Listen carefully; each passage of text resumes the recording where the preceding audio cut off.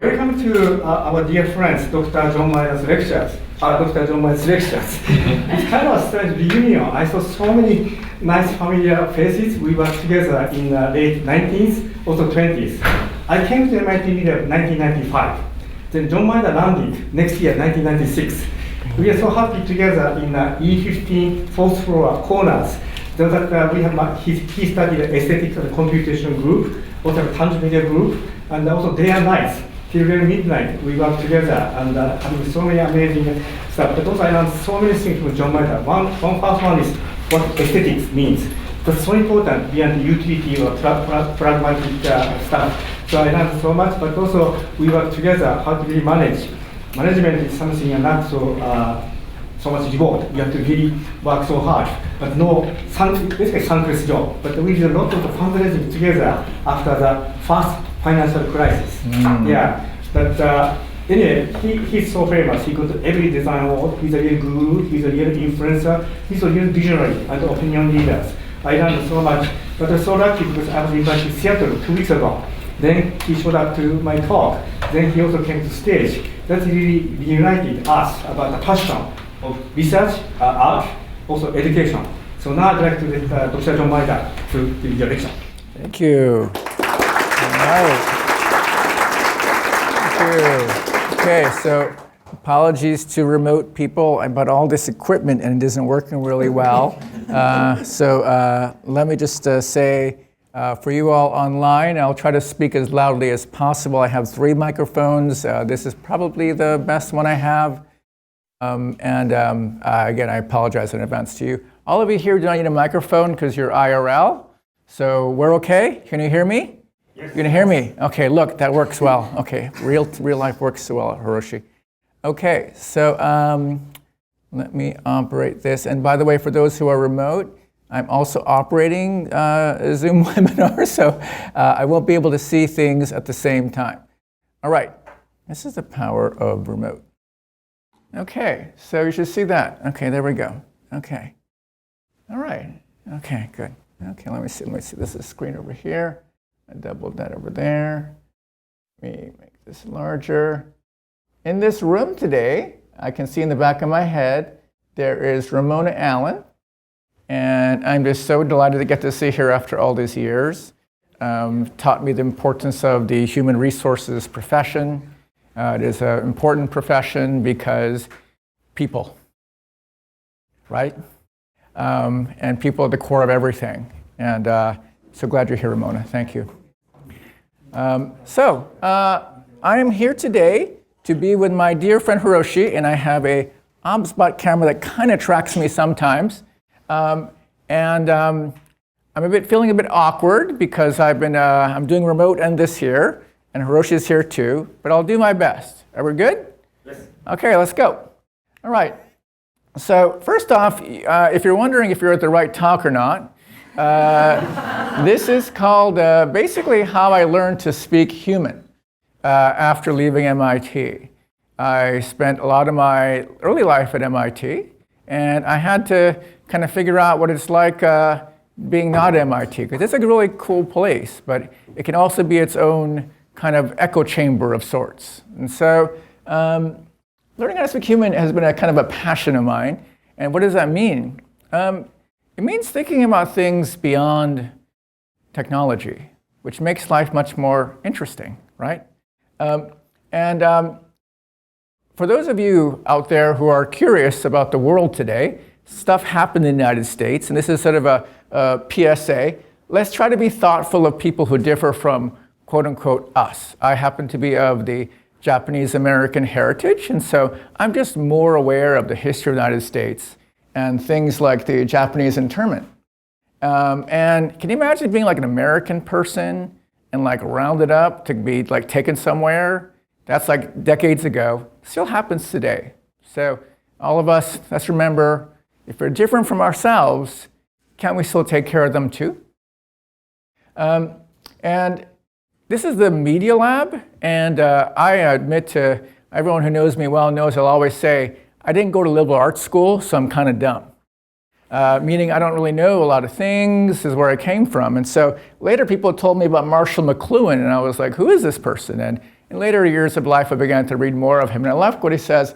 Once we have surrendered our senses and nervous systems to the private manipulation of those who would try to benefit by taking a lease on our eyes and ears and nerves, we don't really have any rights left. That's like from the 70s. That's not the internet era. That's a long sort of perceived, misperceived aspect of what does media mean? It means influence. It's either positive influence, like education can be, or negative influence, like propaganda. And what's important in this today in this room is Jane is here, William J. Mitchell's Agatha. But some of you don't know William J. Mitchell, but he was the total badass dean of architecture. This current dean is pretty good at doing it too, but badass dean. And he wrote a book called The Reconfigured Eye. And it's an unknown book. I say when you die, your SEO goes to shit. But his book, Reconfigured Eye, is a very important book because it talks about how images have been used for propaganda forever, since the printing press, basically. So it's important to note that how we use media for good or for not good is important to consider, especially right now. Okay, so we're at the Media Lab, and some of you know the three circles, the three bend. I know some people here who were there in the beginning of the publishing, broadcasting, computing thing. And I can't think of a more important place today because of this word, media. Again, the power, the influence that resulted because computing forced this convergence. All these ideas of personalization were great, but they also came with hidden consequences. All right, so some of you know about this thing, IDEO, David Kelly, the T-shaped person. Who's heard of T-shaped person? T-shaped person. Zoom people can raise their hand, and then you'll beat everybody in this room. T-shaped person. It means that you have breadth and you have depth is the idea, because most of the times you're a monodisciplinary person. Rarely do you have people who go across disciplines. Over time, I've learned there's also pie-shaped people. There's also sort of mu-shaped people, and who knows, maybe they're caterpillar people, I don't know anymore. But what I find interesting is that it all goes to a very simple idea, I believe. When I was president of Rhode Island School of Design, I used to walk around campus a lot, and people would come up to me, we'd talk, like managing by walking around, and this one student came up to me and said, "Hey, John, I just noticed you're talking to those people over there. You shouldn't talk to them." And I said, "Why's that?" He said, "Well, they're talkers."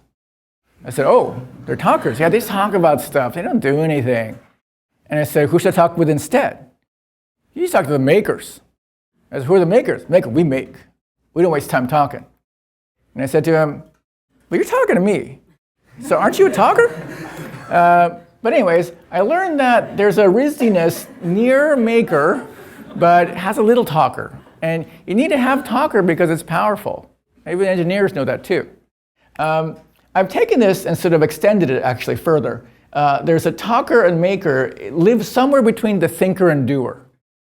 The thinker is like, idea. Doer is like executor, right? So the talker sits between there. I think this person's from Harvard. So they're like, oh, whoa, go, right? That's a good place to be. And then MITers, I think, live over here. Thinker maker. It's a really good spot. And people ask me, who's a doer maker? And I say, you're from Stanford. Usually make a lot more money too. So anyways, this is a way of seeing the world over time and not making fun of anything. It's just a notion that it's good to sort of see across. So you came here because I think you came on this airplane because you're curious about hybrid people, careers. The beauty of a hybrid person is you can see across. I'm American of Japanese heritage. There are people of different identities. So when you have that, you can see multiple things at the same time. But the problem is, and this has been written about for a long time, is we humans love to be different, but if we can just take a break by fitting in, we'll take that. So it's the common problem. You want to go across, but eventually you want to go back. It takes a lot of energy. And I've noticed with different heroes of mine They all were hybrid when they were younger, but when they're older, they're like, I'm just tired. I prefer to be a physicist, or I prefer to be whatever. You want to go home. And so hybridity fades with age sometimes, so what I notice. But there's one guy not fading at all, and that's Hiroshi Ishii. You don't fade at all. It's amazing. You look the same. So Hiroshi Ishii came to Seattle, and one of my friends said, "Hey, this guy Hiroshi Ishii is coming." Oh, I know that guy. So I went to his lecture, and I was blown away. Give him an applause for Hiroshi Ishii. Those who know him. I was just so inspired, and I was so inspired that I wanted to come here and so to do something back. So thank you, Hiroshi. My pleasure. We've been around for a while, and I've been tracking him online, and I was very happy when Hiroshi received the Kai Lifetime Achievement Award. Those of you who don't know what Kai is, it's the Elite Interface Computer Conference, and that's where me and my dear friend Brian Smith used to always say, what does Kai stand for? Conference for Hiroshi Ishii. Is that right? It's so weird. So, okay, there we go. So anyways, just some back, but the reason why it was so meaningful to me when Hiroshi came is because where he spoke was a few blocks from where I grew up. I grew up in Chinatown, now called International District. It's not a nice part of Seattle, but just a few blocks away is where I grew up. And I remembered, now it's a wonton house, but I grew up in this spot over here, 608 Weller Street. And it wasn't a very nice place. It's always very smelly, because there's trash cans everywhere. So I was very used to smelling trash. And where I played is here. This is the back area. And so this was my world. And I'm tearing up thinking about this. This is odd. I'm so emotional to see you, Hiroshi. I'm so happy to be here. Yeah. So, and this is my father. And you see, my teachers used to say that I was good at art and math. But my father would always tell our customers, I was good at math. I always thought it was strange how I never talked about the art thing. And so that hybridity to me was denied from the beginning. We had a family business. It means you got to work all the time. Whoever grew up in a family business, you know what this is about? You got to work. And vacation doesn't mean school vacation, doesn't mean vacation. It means you got to work. So I used to love going to school, because it was warm and no one yelling at you. It was awesome. And he had this typical dream many immigrants have, which is to go to MIT or Harvard. It's this weird delusional thing. And we had no idea where these places were. We were in Seattle. It wasn't until I was in high school that I know the M stood for Massachusetts. And then I realized I was far away. And I was very lucky because in high school, there was a teacher, Thomas Wakefield, chemistry teacher, retired Boeing engineer, who took interest in me. And he told me I'm not going to get to MIT because I didn't have all the things I would need to go to such a school.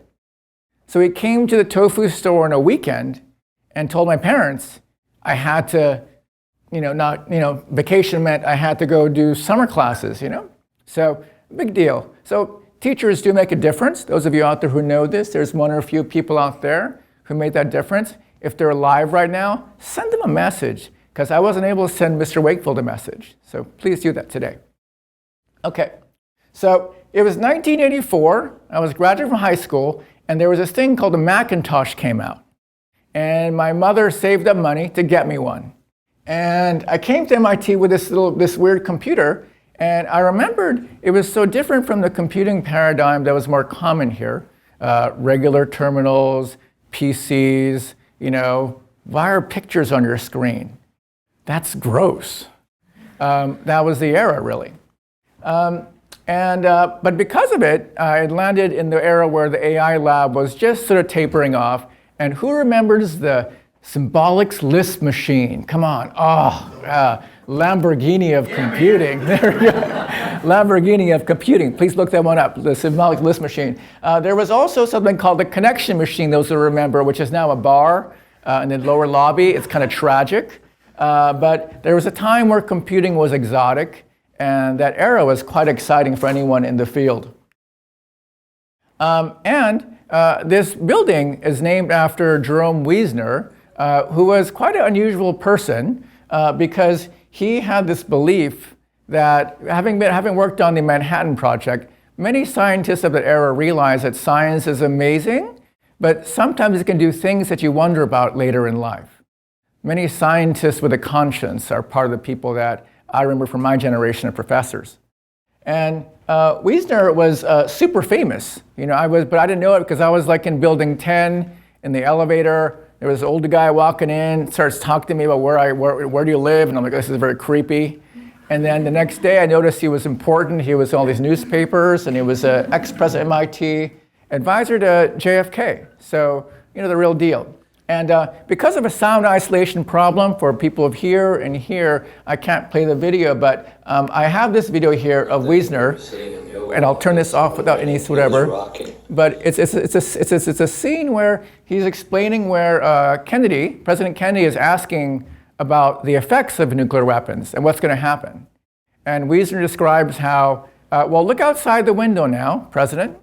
And you see people sort of picketing outside there. It's raining. They have umbrellas. The radiation will come from the rain into all the drains, and it will infect everything. And he said, Kennedy would hear these things, sit in his rocking chair, and just sort of wonder during that era, an era of extreme danger. So that's where Wiesner came from. Wiesner was total badass, combo science advocate. But also he believed the arts were an important counterbalance to sciences. So, and then you may know Nicholas Negroponte, the other co-founder of the Media Lab. There was someone named Muriel Cooper. Who remembers Muriel Cooper? Muriel Cooper was probably the social conscious of Negroponte, I believe. He was a design guru. She was the soul of the Media Lab's design entity. And I really remember that was an important thing. And she's the one who, when I met her, when I was in MIT as an undergraduate, told me to leave MIT and go to art school. And that was pretty good advice.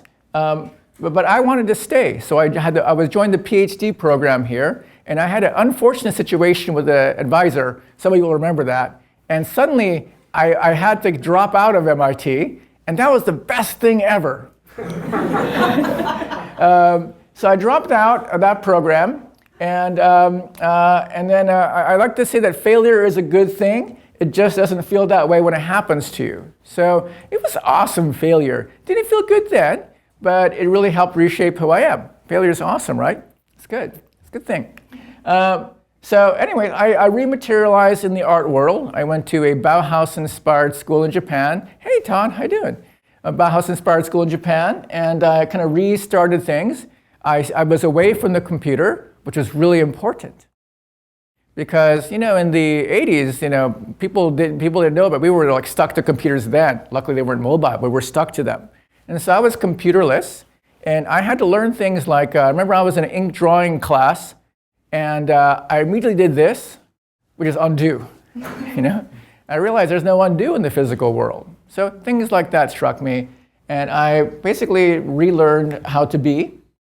And at the same time, I rediscovered computers. I bought something called a Next computer, which ran display PostScript, and began writing computer programs that could visualize what I was drawing. And I found that really exciting.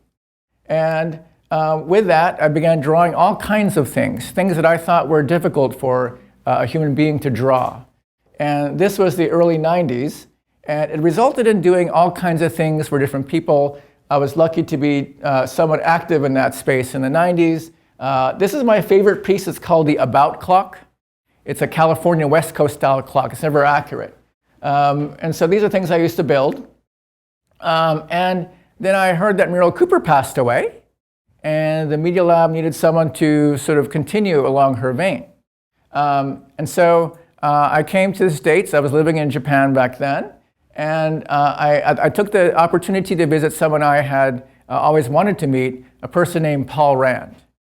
Paul Rand is a graphic designer who designed the IBM logo, the Next logo, a lot of UPS, things like that. He was iconic, and really, he was the person that when I found his book when I was a sophomore in the humanities library, I thought, whoa, what is this design thing? I never heard of it. I kind of want to do it.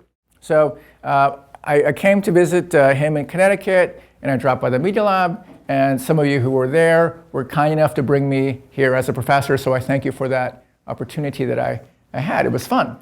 I had this moment where when I met him, the first thing I did when I joined the Media Lab is I invited him to speak here. Some of you may remember that. And then a month later, he died. That's kind of dark, I know, but it's kind of like, wow, wait a second. It was amazing. He came, Nicholas was excited, Bill was excited, he was offered a professorship. I thought, I'm starting off my career here, I'm going to have Paul Rand nearby, and then he died.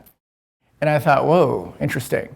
That's why when Hiroshi came to Seattle, Hiroshi is the greatest graphic designer in the world. No. Let me explain. This is my version of a slide you draw, and every time I see it, I'm like, oh, that's genius. So Hiroshi gives this amazing talk for like 50 minutes of all the passion you should have and leaving a legacy, right? He always goes there, but then he goes in for the jugular at the end. Because everyone's like drawn in. Hiroshi, yes, I want to be like that. He's a sage, he's a Yoda kind of thing, And then he says, this is now, and this is the future. This is my now, and this is the future. Some of you know this slide. I've redrawn it myself, so sorry, so that's the exact same thing. Then he says, but in 2060, I will be gone, he says. Like it was, and if there's young people in the audience, you're like, yeah, he looks old. Yeah, he'll be gone. Yeah, not me. Then he says, and then you will all be gone. And everyone goes like, whoa, This is the greatest design ever. But me and Hiroshi get along because I've thought about this myself. Even able to build a Paul Rand moment, or for those of you who had friends or loved ones, or even more recently through COVID, we don't last forever. And it's important to keep that in mind because it gives us perspective. And so while I was here, I made something in PHP. It's called the Life Countdown page. It's still running, but you can type in your age. It looks at where you are, and it gives you the number of springs you'll have left as icons. So gray means those springs are gone. Color means you'll have them. And I was at Media Lab when I was 30, so I had a lot of springs, Now, however, I don't got that many springs left. So I like to think I burned off the first tranche, and then I burned off the second tranche, right? So that's how I think. So me and Hiroshi, we're like totally good. I noticed that if you want to leave a legacy, you should live a long time. I learned this from Paul Rand when I visited his house. He was showing me all his fan letters. It was kind of cute. He said, oh, look at this letter. I was like, whoa, wow, you're amazing, Paul Rand. I get it. Oh, look at this one. Oh, Paul Rand, you're amazing. I said, what's the pattern? And he said, look at this one. I said, oh, wait. He's noticed. It said, Dear Paul Rand, I love your design of the CBS logo. I said, you didn't design the CBS logo. He said, that's right. They think I did it all. See, there we go. Live long. Okay, back to Media Lab. When I joined the Media Lab, I knew I wasn't Muriel, so I couldn't continue the visible language workshop. It was such an amazing accomplishment. So I went on and created the aesthetics and computation group. Some of you may know processing and other things like that from that era. I later switched into the physical language workshop, went into commerce, things like NFTs, sort of crypto before that. We did commerce of art in the early days, and so I like to think that we had a lot of interesting times then, before it got big. That's the nice thing about being ahead. You get to try and be ahead. Being ahead is pretty hard, though, as you all know here, and not easy. Much easier before. Okay, so I used to make things out of old computers. When computers were like, we'd buy them every year. This is a series of pieces I showed in Japan in 2001. This is a typing machine. This is a self-drawing machine. And why did I build these things, people ask me. Well, I don't know. I wanted to understand what could an old computer carcass do as a piece of art. This is my favorite one. It's the crash dummy tester, where the CD-ROM tray slams into the microphone and measures the impact. Because it's almost violent how fast it would come out. So anyways, these are things I used to create physically. I was also jealous of Damien Hirst and his formaldehyde shark thing. So I bought a bunch of iPods. I made iPod fish, things like this. I also was interested in humans. This was my piece on human relations. This is 2 iPods, one sort of like, nestled against the other one. This is the era of the iPod running the hard disk mechanism. So they're spinning a hard disk, and I made 2 different versions of the same video, but over time, the hard disks are spinning, so there's like a nanosecond sort of shift, so they gradually get out of shift. And they might come back into phase, like that. It's like a real marriage, you know what I mean? You come in shift, you get it? No, we don't get each other. We get it. And then someone said, a collector said, what happens if one is broken? I said, that's very poetic, isn't it? Okay. And I was very fortunate. It was a time where a few people did it, so I got more accolades than I probably should have. And I think back to this era and feel how lucky I was, but also how I noticed at the same time things were changing in the world. In the 1990s, I think the Media Lab had, I think we used to brag that it had more computers per square meter than anywhere in the world. But by late 90s and early 2000s, we would notice, me and Hiroshi noticed that students had better computers than we kept in the lab, and also industry had far better computing resources. So the kind of cost capability curve was sort of crossed, and it made it hard to stay ahead of everybody else. I had my own moment of reckoning. Do I really think I could be a professor? I was tenured, et cetera. It was all good. But my this thing the young people say, the imposter syndrome, I love that phrase. I always had an imposter syndrome. And I felt it most when I was, this is after I was senior, et cetera.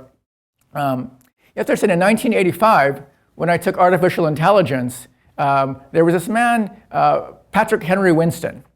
Patrick Henry Winston, was the guy who wrote all these books on Lisp. He was the AI guru.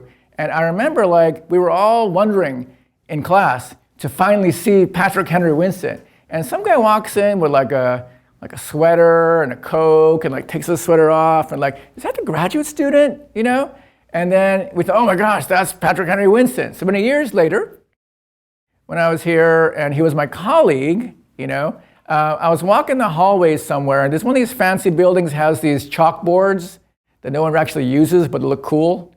I was walking around 11 p.m., and I saw him writing on the chalkboard by himself, and I said, Patrick, Professor Winston, what are you doing? And he said, I'm practicing for a lecture tomorrow. And I thought, I'm not that committed. So I knew I had to change. And I wrote a book called The Laws of Simplicity at the time to kind of distill how I thought about design and technology and how they were coming together. I had the chance to meet Bob Silby, and that's where I met Deva. We were on this curriculum committee together. And I had a turning point moment on that committee. I think I never told you about that. But this committee, we were in the curriculum committee together, which meets every few years to say, curriculum's okay. It's awesome.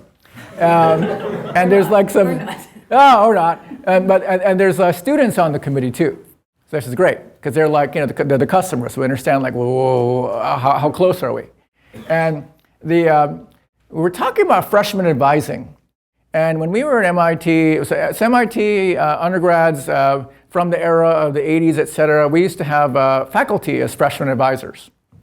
And I remember we were talking about oh my gosh, MIT's changed its posture. We have professional career advisors. What's going on with this, And we know all the Jedi professors were saying that's terrible. When we were young, we had MIT professors as advisors, Then the students got up at that council. And they looked at all of us and said, what do you mean you're going to help us with our future careers? You all don't have real jobs. And I was like, whoa, what's that? I thought about that. I thought, oh, wait a second. Maybe what she's saying has truth. The world's changed. How far ahead are we? How do I follow her instead? So I wanted to follow youth. So I heard about this benefit from HR, Ramona. that MIT employees are eligible to get tuition assistance. I wanted to get an MBA part-time, so I went to the office to file that form. Thank you, Ramona. I remember someone saying, like, the person at the desk said, so what position are you trying to get? You're already a full professor, blah, blah, blah. And it was a 2-page form, so I was like, wow, if I fill this out, I'll either get a few $1,000s or not. Hard. So I wrote down president of MIT. Just in case he'll think, oh, if I don't give it to him, he'll remember. So thank you for the stamp. I got a few thousand from that, and I did my MBA. So I was interested. I was ready and curious. There was a man named Whitman Richards who said to me this one thing as I was struggling with this. He told me to think beyond MIT and think about the world as a place to be and think. So it was a time in the world where there was an unknown senator, Barack Obama, had this weird book called Audacity of Hope. And I, as an American, got really excited about it. I was like, wow, this is really inspiring. And then an unusual thing came my way, the offer to be a president of a university. And I thought, I can't do that. I have no experience. But in the book, I kept reading these words, 3 words, yes, we can. So I thought, oh, yeah, I could. Yeah, I could do that. I think I could, And then it was actually Bill Mitchell who encouraged me, so I remember that at the time. So anyways, I was president there, and one of my dear mentors, Mitz Kataoka, called me up. And Mitz is an interesting person. He passed away a few years ago. He was a person who knew the Ray and Charles Eames, Namjoon Pak. He's from that generation of interesting people. But he told me that life is lived in 4 quarters. 0 to 25 years of age, 25 to 50, 50 to 75, and 75 to 100, 4 quarters. And so I visualized this for myself to understand it. So there's 4 quarters to life. And he told me that most people don't make it to the 4th quarter. And he said, you lost your 1st quarter. Then he said, in your 3rd quarter, your body starts to fall apart. And I was like, like when I first met Mitz, I was like, late 20s. And then he told me this when I was at the end of my 2nd quarter. So for those of you who are in your 2nd quarter, make the most of your 2nd quarter, like Mitz told me. I think it's a really important quarter. Those of you who are in the 3rd quarter know this. 2nd quarter is awesome. Don't waste it.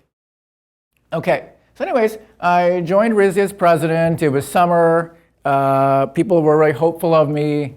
I remembered I bought all these books called The First 90 Days, First 100 Days. And these books of leadership, I started getting into them. Like, wow, what is this? Like, wow, oh, it's so easy. Oh, great.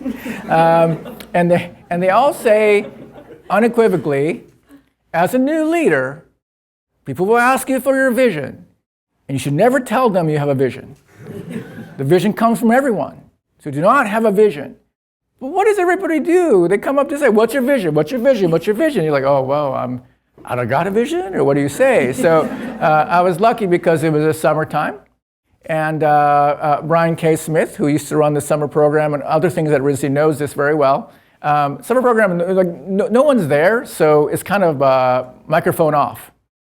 So I was just greeting the first batch of people of the summer. It was a hot, sweaty auditorium. I was still brand new. I thought, oh, I can focus group this. So I got up, people like applauding for me like I'm dad. So okay, I'm new here. I'm going to test out my vision. So I had like 4 things written on a piece of paper. And I said, well, okay, this is the first one. It's like something like, being the next generation of Damien Hirst, whatever kind of thing. It was like becoming a better artist, well-known. It got little tepid applause. The second one didn't land. I tried to use lifelong learning on that one, Mitch. That didn't work. I was like, because they're so young and they don't quite get it yet. So, and then I was giving up, and then I used this one here, which was building a justifiable case for creativity in our world. And wow, that one got like, whoa, it was like, whoa, they got really excited about it. And I was like, okay, that's a good indicator. An hour later, I was in the shop. We have a shop there, and I got in the shop. I was shopping. I love shopping. Who loves shopping? It's good therapy. I was shopping, and a young woman walked up to me. She said, "Oh, I just saw you speak there." I said, "Oh, well, thanks. Thanks for coming. From far away." She said, "Well, I'm from Iowa, and I'm really glad what you said there." And I said, "What did I say?" And she said, "You said you were going to help build a just develop case for creativity." And I thought, "Well, why does that resonate with you?" And she said, "I'm like a sophomore in Iowa. But people make fun of me all the time because I'm creative. And in that room, you said you would fight for me." So it's a powerful moment. And so as a led institution, I tried to find a way to do that at scale. And I was beta testing different slogans. And then I bumped into STEAM. By the way, again, I have to credit Brian Smith back there as one of the national advocates for adding art to STEM education. Was a big part of that movement, and it continues it forward even now. But I spent years lobbying in Congress, which many people didn't like that I did at the time. Like, why is John doing that? What's that? It's a waste of money. It's a waste of whatever. But it turned out okay. STEAM became something, and I'm really happy how it is something that really propels this idea that STEM alone is awesome, but STEAM is kind of a little better. And some people may know that being a change agent comes at a price. You can look me up on the internet. There are things that have happened in the past that people cannot stop forgetting, which is I was the cyber president. I was the person who would use this thing called Twitter. I would do all kinds of things that today are quite common. But when you're trying to do something new, nobody likes it, and that's okay, is what I'm saying. A change agent is the price, and that's the thing you signed up for. And one of my favorite moments, I'll leave the RISD universe in a second, was I was at an event, and Jack Dorsey had just moved from Twitter and formed this company called Square. And I was at an event, and I was like, oh. I walked up to him and said, "Hey, can I get this Square thing? And can I give it away at commencement?" And he said, "Sure." So he had a little team. They sent me all these 3D printed squares. And we were the first site at scale to give away squares at commencement, along with Kickstarter, along with Etsy. Junko, you remember this? So Junko led all this effort to give students a kind of graduation packet to enable them to survive and thrive in this new kind of mobile first economy. And by the way, people hated this when they were like, "Oh, what is John doing?" Second year, it was, "Oh, what is he doing?" And so I got used to it. I was like, "Oh, I don't know, just trying to do stuff, Parents seemed to like it. And then year 5 came around, and the best thing ever happened. The best thing happened. There was a professor who came up to me on the street who was usually kind of upset at me. And they came up to me and said, "Hey, John, we're having an exhibition at Woods Gary up the street. We're going to have a pop-up shop." I said, "Great. And John, this year, we're taking credit cards." I said, "Yeah? How do you do that?" I said, "We use this thing called a Square." I said, "What's that?" And then they went on and explained it to me in depth. And I said, "That's awesome. We'll see you there." So that is awesome, right? And that's why I believe in this phrase, a leader, I've re-ungendered this phrase. A leader is best when people barely know he exists. When their work is done, her aim fulfilled, they will say, "We did it ourselves." So those people who choose to lead change, this is the absolute best outcome. No fingerprints happened, and it's not about you, right? So while I was there, I also joined the board of Sonos, and I was able to see a company go from Series D all the way to IPO, and I began wondering about this world that I'd heard about. And I wanted to learn more. And it was 2013, and mobile technology was changing the world. And this is a slide I created back then to understand why everything was changing. So if you see in the top graph is the way email used to work. We used to check email twice a day. Does anyone remember this? You would check email twice a day, and then it kind of didn't feel good. It was an ouch. Ouch in the morning, ouch in the evening. So if Eudora or whatever didn't feel awesome, Pine, you're like, it's okay. I'll come back to my life. I have my taco. It's okay. I'm away. But as you know, now people check their phone every second. This was like years ago, that's 5 minutes. Now it's like 5 seconds. So if the experience hurts, it's going to ouch all day long. So user experience, because the mobile had to improve, that's why design rose during the late 2010s. Okay. And I was fortunate to have this alumnus of RISD, Joe Gebbia, who was the co-founder of Airbnb. And every time I came to campus, he would say 4 words, take the next step. So I was thinking like, he's telling everyone else, but I thought maybe I should take the next step. So I packed up my stuff at the RISD mansion, and I went to Silicon Valley to work in venture capital. And I got to work across startups across like every category, and I relearned the world. It was so awesome. And for those of you, this is the most important thing I can tell you during this hybrid talk, the sidewalk is not flat. Do not forget this. Because when I was there in year 3, I was jogging at 4 a.m. and I discovered the sidewalk is not flat. And I broke my face, I broke my arm, it was bad. That's not flat. And then it's not flat, and your foot catches that, and it's not good. No.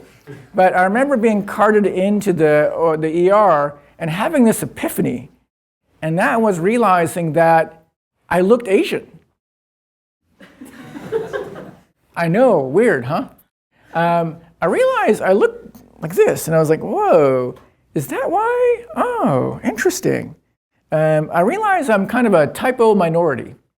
I can go everywhere and understand things. It's a real benefit. And I spent my time from that forward to look at inclusion and how in the technology world can we reshape that. Many things I had heard in the past that I couldn't truly hear, I began rehearing. I thought of the work that Mitchell Resnick did, bringing computers to different communities that could never access it, a community that was like my own as a child. And that work is so important. And so I've been asking since then, how do I get involved in more things? This is an effort led by Helena Price in Silicon Valley to point out this disparity. Again, this is from 2015, but these efforts have to continue. And I heard of this thing called remote work, and I thought it might take off. So, and this is when I was in venture capital, I heard of this remote work paradigm, so I joined the largest all-distributed tech company, Automatic, and I did that for 3 years, where I learned how remote works. I got slacked really quickly. And I was really impressed how it changed the economic inclusiveness of technology. And then because of that, I could work across any part of the world. I was in Detroit helping small businesses go online. And that was another way to sort of see technology in different contexts. At the same time, Megan Smith took a group to Appalachia, and I was able to look at tech there. And it was 2017, so it was important for me to see a wider aperture of the country. And I've noticed that if I say things the wrong way, I get misquoted really easily. This is the year that Crazy Rich Asians came out, the movie. And people thought I come from some rich, privileged background. But I've noticed that if you say things, the media can misquote you, et cetera, whatever. The media is so powerful. And I'm not criticizing it. It's a physical property. And how to understand that best is to experience it. Okay. So I spent 6 years trying to say what I wanted to in a book, and that was How to Speak Machine. And I can't play the clip here, but you'll see the audio, actually, of David Bowie talking about the internet's impact. How many of you have seen this clip? If you haven't seen it, please watch it later, because it describes the BBC announcer is saying, this internet thing, it's going to go away. And Bowie's saying, no, it's something else. He was saying, it's almost as if an alien has landed on Earth, and it's going to change everything. And so really what I tried to do is to depict the alien. It's an alien life form. So in this book, I tried to explain that it is an alien life form. It has 3 properties that make it so alien. It never gets tired, it can span infinite space and in infinitesimal detail at the same time, and it can emulate humans. And it changes how we make products. They can now be incomplete. They can be instrumented. And lastly, they can create imbalance if we don't watch out. And then I moved into the marketing technology sector because I want to understand the general business. And this diagram to me is the best explanation of how business works for those of you who wonder about it. It's very simple. You have the buyer. The buyer isn't a customer yet. This is called the marketing loop. The buyer has a moment where the buyer becomes the customer. So the buyer is, before they become a customer, the buyer is still buying. When they're a customer, it's a different experience. One is called marketing, one is called product, right? So in the marketing experience, you have trigger, awareness, consideration, evaluation. At some point, money changes hands. When money happens, that's awesome, because now you're a buyer, you become a customer. When you're a customer, like I just paid extra for this webinar option here. Hello, everyone. Webinar option. I'm a buyer, I'm a customer now. And what happens, though, a customer gets unhappy, they leave. So this is an infinite loop of consumption. You're either stuck in the buyer loop, or you're retained in the customer loop, you leave the customer loop. Anyways, a simple way to understand everything in the business world. And especially with AI today, this left loop is very fast. It's catching your attention. It's getting you to convert. The right loop is much harder still. Product is much harder, which probably is a good question or opportunity. Okay. So as you know, COVID happened. And this is from HBR in 2006. It warned of a pandemic. I find it funny how the cover was "How to Be a Good Number Two," this was predicted. And I was working in marketing technology and decided I want to work on the pandemic stuff. So I went to the security sector. So I was able to go deep on hurricanes, wildfires, shooters, all the terrible things on Earth. And by doing so, I was able to understand how dangerous the world recently became because of pandemics. This is a chart of all the bad things that happened in the last century. But as you can see it, people have died at the million scale multiple times in history. We just forget. And also, we have to note that this current climate we're in is filled with this as a backdrop. It's easy to forget that this happened just a few years ago. And good news. You're unlikely to die from anything like a shark attack, more likely a mosquito, unfortunately. This is the dark part of my presentation. These are the top 5 causes of accidental death.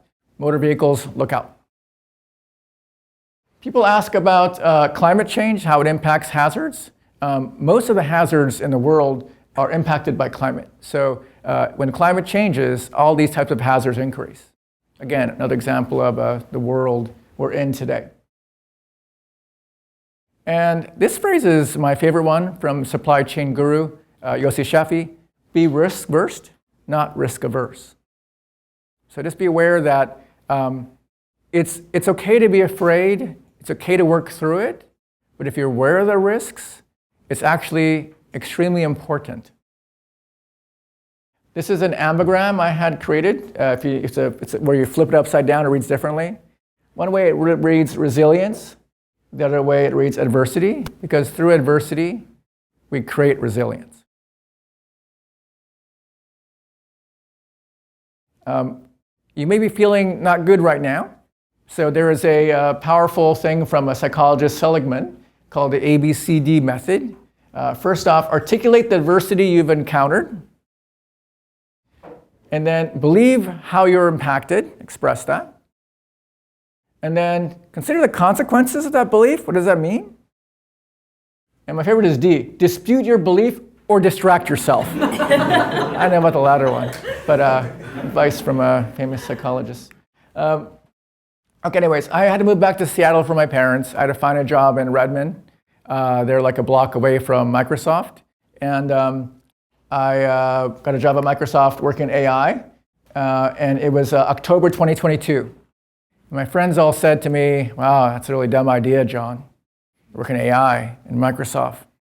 Bad idea. But then 1 month later, ChatGPT came out.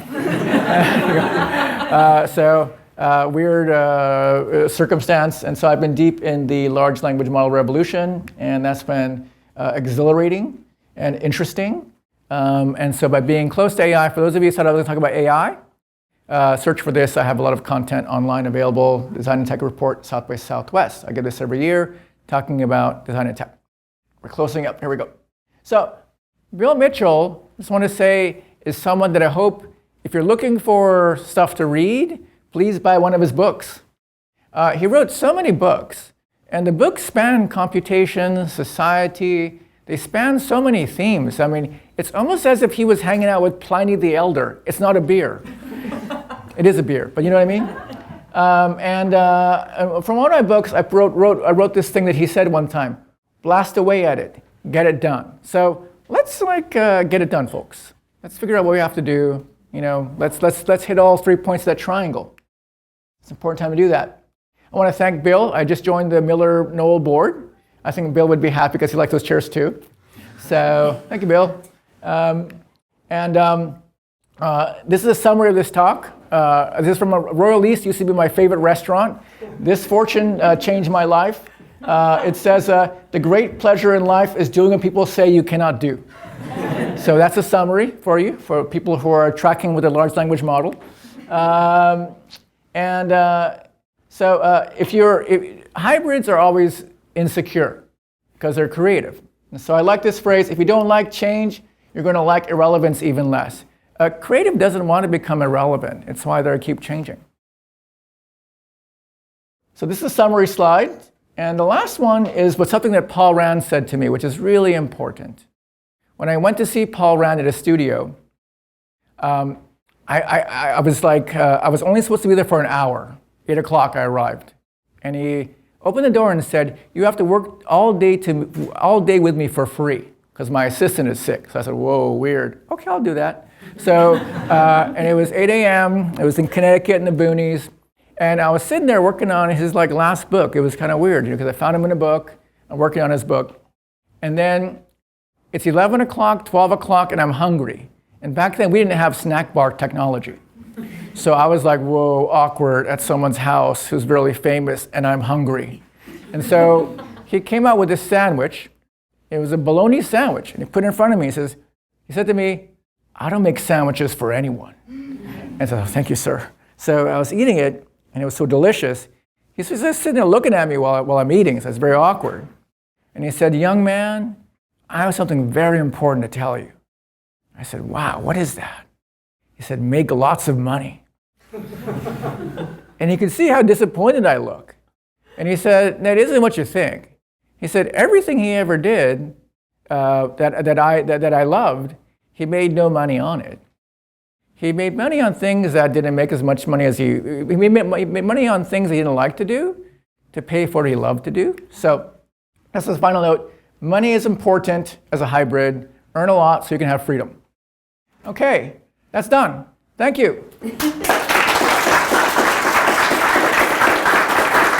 you, Internet.